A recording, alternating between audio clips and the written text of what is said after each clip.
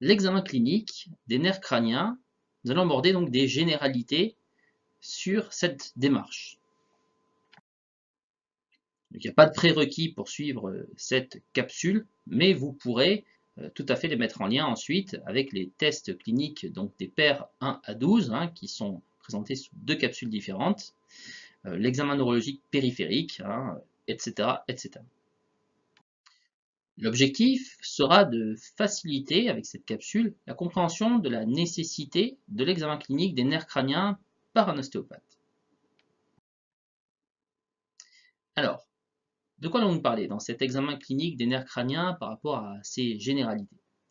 Alors, les nerfs crâniens, à l'exception des nerfs olfactifs et optiques, 1 et 2, appartiennent au système nerveux périphérique. Ils naissent et se terminent dans le tronc cérébral. Dans certains cas, en fonction du contexte, du motif de consultation, des éléments recueillis au cours de l'anamnèse, l'ostéopathe sera amené à rechercher des signes et des symptômes éventuellement révélateurs d'atteinte organique de ces nerfs crâniens. Il devra alors réaliser un examen clinique des nerfs crâniens.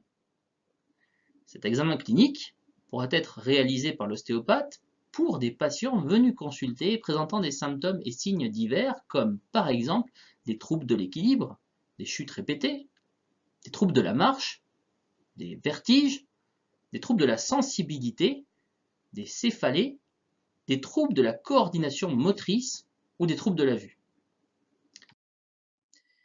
Il s'agit pour l'ostéopathe de réaliser son diagnostic d'opportunité. Suite à l'interrogatoire et à l'examen clinique, en fonction des résultats, si l'objectif est un déficit d'un nerf crânien, l'ostéopathe prendra la décision de ne pas réaliser de consultation ostéopathique et orientera le patient vers son médecin traitant avec lequel il rentrera en contact. En fonction du contexte, des signes présentés, et compte tenu des risques pour le patient et de l'urgence que présentent certaines pathologies pour le pronostic vital et fonctionnel du patient, l'ostéopathe s'abstiendra parfois de réaliser son examen clinique et adressera directement le patient à son médecin traitant et rentrera en contact avec lui directement. L'ostéopathe sera amené à réaliser son examen clinique des nerfs crâniens chez des patients ayant déjà consulté leur médecin pour les symptômes et motifs de consultation précités. Il s'agit, pour l'ostéopathe, de vérifier qu'il n'y a pas eu d'aggravation ou d'évolution de l'état de son patient.